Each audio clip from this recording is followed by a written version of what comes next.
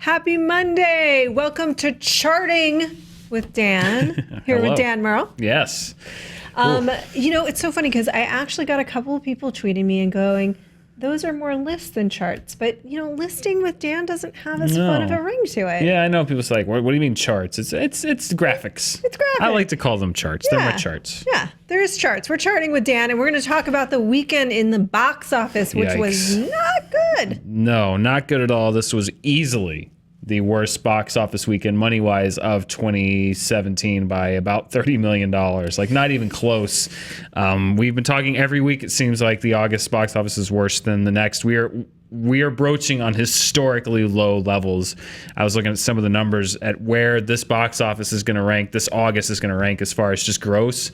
Unadjusted for inflation, we are at levels that we haven't seen since the 80s. As far as total gross for the August box office. We'll have some numbers next week. We'll know exactly what the total for August was, but there's no two ways around it. As far as gross, this has been nothing short of an absolute disaster.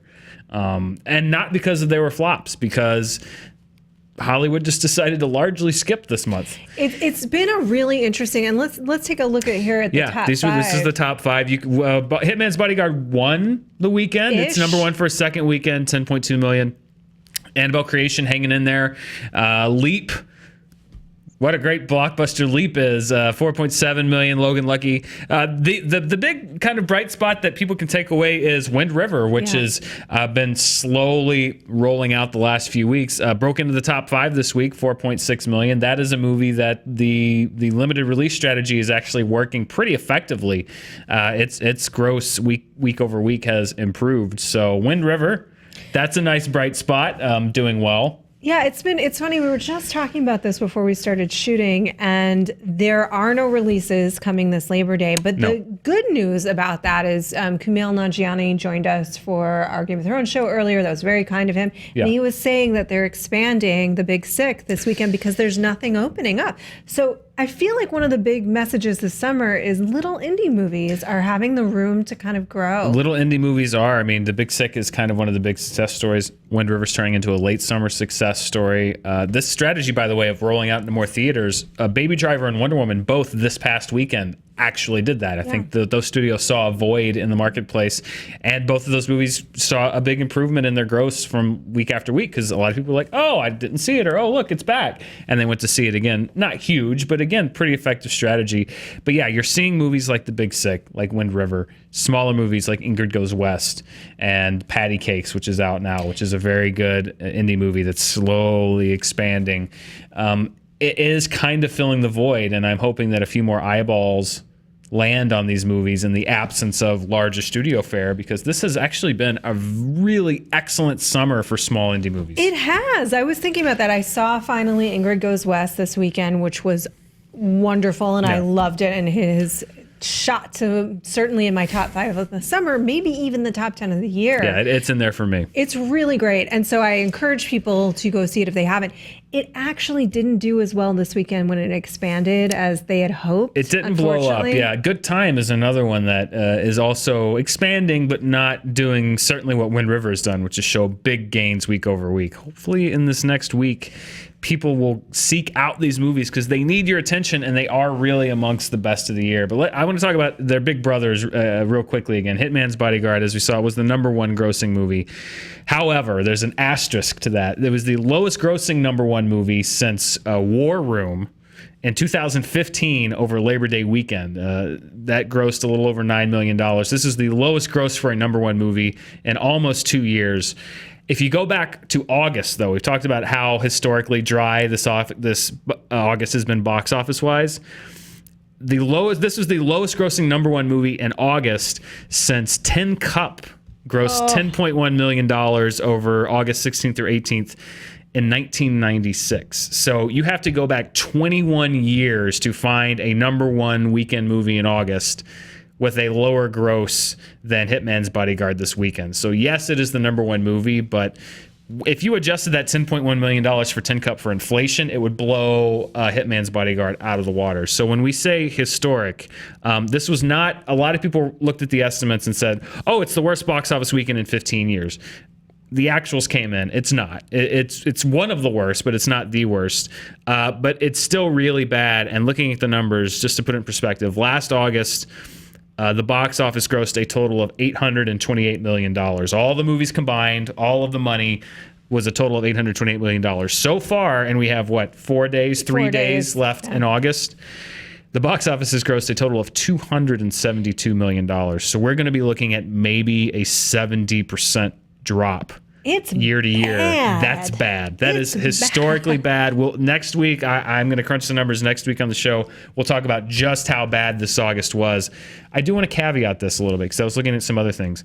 This will be the worst August in quite a while for sure. However, I do want to point out that 2017, we talked about how the spring, we had a good spring. We had the 4th best January. We had the 3rd best January, the best March, and the best June ever as far as box office grosses. So yes, August is bad. However, the thing that's keeping the box office afloat is that some of these earlier months, particularly in the spring, have been very high grossing. Yeah, it's funny because I was talking to some friends this weekend about the summer in total, and we started to look at it, and I started looking at what were my favorite films in the summer.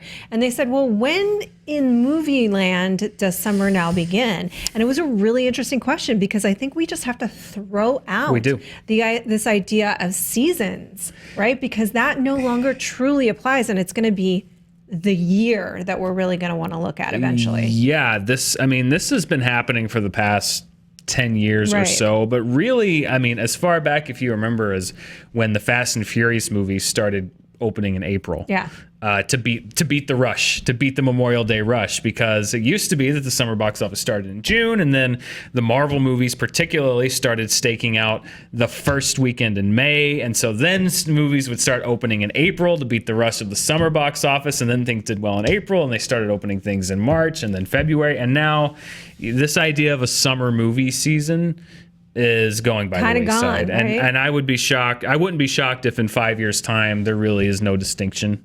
I don't Other than you're always going to want to take advantage of the kids being out of school. Yeah. However, I think you're going to see those lines are going to be almost gone in a few years. Because we're also getting big franchise films all throughout the year. And then now, as we're going to talk about Dunkirk more in a minute, but we're seeing films that are Oscar contenders early in the summer. But let's talk about the top per screen first. Top per screen average was a movie called Beach Rats. This is a movie that won the Sundance Directing Award. Director Eliza Hittman. It's her second movie. She also wrote this movie. It's kind of a coming of age sexual identity story. The lead, Harris Dickinson, it's generating a lot of buzz for him, so that's not a bad. It was only on in 3 screens, but 3 screens did well. I think did better than last week's per screen average winner. So that's why I like looking at these per screen averages, because a lot of times, if you remember, Wind River was the per screen winner a few weeks ago. Now a top 5 movie. A lot of times, not always, but a lot of times, you're going to see a future hit in these per screen. La La Land was a per screen winner. The Big Sick was a per screen winner. A lot of these smaller movies will come out smaller, and you'll kind of start to see that snowball effect happen beginning the week that they open. So Beach Rats, an indie, a festival circuit hit, now slowly rolling out. Again, this movie in particular, it is very provocative. This is a movie that I want to see. I didn't get a chance to see this past weekend, but just from the trailers, you can tell this is not going to be a mainstream hit. Oh, yeah. But a lot of times you can tell that something is going to ultimately have a broader appeal. Yeah. And none of these really are a mainstream hit, although doing very well. And we've seen that again and again this summer. Yeah. Now, something that is a mainstream hit, Dunkirk. And this is maybe, we'll look at the summer chart next week, but this is pretty much the last change we're going to have on this chart. We had Girls Trip jumping up into the number 10 spot, and then if we look at the summer chart, this is going to be pretty much the last adjustment that we make. I did not predict Dunkirk to be a top 10 summer movie, and I certainly did not predict it to be a top 5 summer movie, but there it is. Crazy. Look at that. Jumped over Pirates of the Caribbean. It is now the 5th highest grossing summer movie here in the U.S., not globally, obviously, but here in the U.S. And that just goes to show you, we were doing the wrap-up of our top 10 competition on the Screen Junkies show earlier today. That should be released on the main channel later this week. But it just goes to show you how much myself and so many people underestimated how Warner Brothers would eventize that movie as far as getting the word out and the quality of the movie also.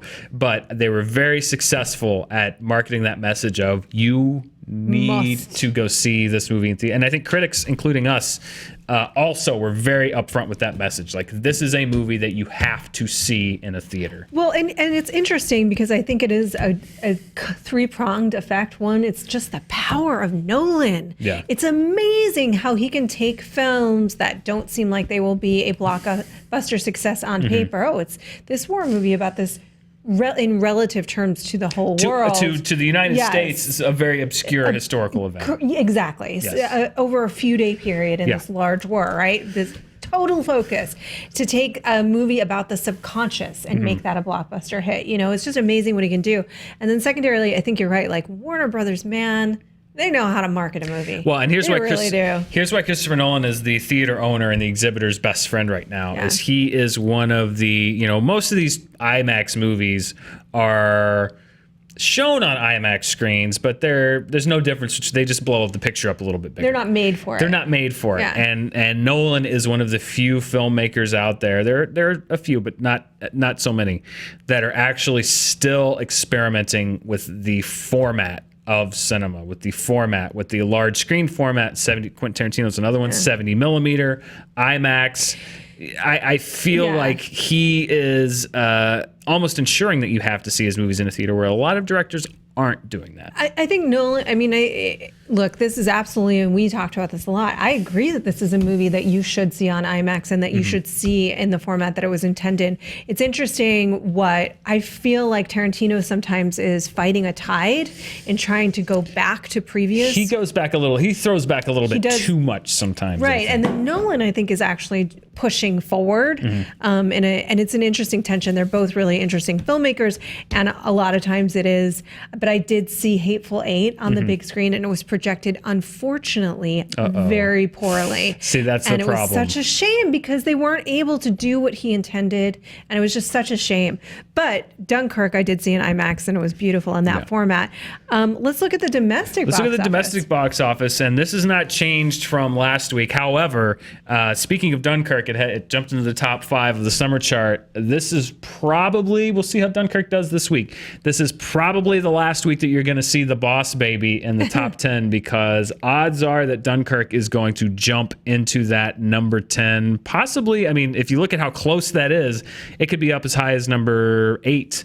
But Boss Baby is probably going to be falling out of the top 10 here pretty soon. That held on. That's been there since the beginning of this year. So obviously when Thor and Star Wars and Justice League and some of the bigger movies come out, you're going to see a lot of shakeup on that chart. But Dunkirk for now is going to be jumping into the top 10 of the year so far, which again, for a war movie in the summer, very few predecessors. Saving Private Ryan was a massive hit in the summer, but it's hard to look at other ones that have been able to achieve what it achieved. And I think that Warner Brothers smartly, I think there were a lot of skeptics, including myself, that didn't think that they could launch that movie in the summer. And they came up with a strategy that worked. They absolutely did. And I feel like probably if you talk to PR ups at any other studio, they would tell you that Warner Brothers really does know what they're doing. Yeah. Very interesting. I mean, it's like, look, superhero movie, franchise, Dunkirk. Girls Trip.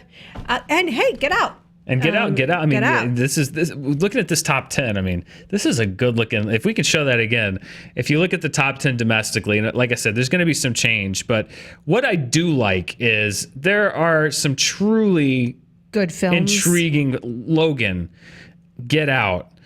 Dunkirk is going to be there soon. I think that Spider-Man and Guardians and Wonder Woman are all good films. I was not a huge fan of Despicable Me 3, whatever. Beauty and the Beast was an audience hit. Fate of the Furious. I just there aren't really any atrocious movies that will be in that top 10. I think. Once Dunkirk jumps in there. I didn't see. I will confess, I did not see Despicable Me. I wasn't 3. a fan. A lot of people liked it a lot more than I did. I heard not good things. I have a very low minion tolerance. I heard not good things, but I'm curious about it. But I will say what's exciting to me, to your point, is that Logan, I think, was a risky movie that absolutely paid off. But that's delightful to see there. It's still, in a way, it's still a franchise film. It's a part of a larger franchise. It is. When you get things like Get Out and Dunkirk in there as well, that's where it gets very intriguing and exciting. exciting, Yeah. and I think opens the door for all kinds of films moving forward. Let's look at what's happening worldwide. Around the world, and we have a new top five grosser around the world. Wolf Warrior 2 continues its climb to the top. It is now the 5th highest grossing worldwide movie of the year.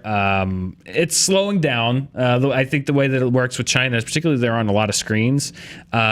China actually cleared the screens of foreign releases for a while this summer. So a lot of our movies that we saw here in the US and around the world are just now getting to China. Spider-Man, I think, is just now getting to China starting next week or the week after. So you're going to see some of those grosses bump up. But Wolf Warrior 2 pretty much had the country to itself for a while. That is not the case anymore. So its grosses are dropping. However, it doesn't look like it's going to top The Force Awakens gross. It won't be the highest grossing single territory movie ever, but it will still be the second highest single territory gross of all time, over $800 million. That is still insane. That's still crazy. For me, still, that's we've talked about it. It's just been watching this movie slowly just jump higher and higher and higher, basically on the backs only of the Chinese market. I think it's just going to be fascinating to watch this unfold over time, and interesting when all of the numbers are in to see if it did any business outside of that territory. It certainly hasn't done much here. It's done about $2-3 million here in the United States, and I don't even know where else China's sending the movie. It certainly seems like they don't need to send it anywhere else. It's like the power of that market is remarkable. Look at that, because it's not really, where else is it getting its money from? Well, and to keep a theme with the show, I still haven't had a chance to see it. I hear it is very nationalistic. Yeah. It is very pro-China. It is very patriotic, or the equivalent in China.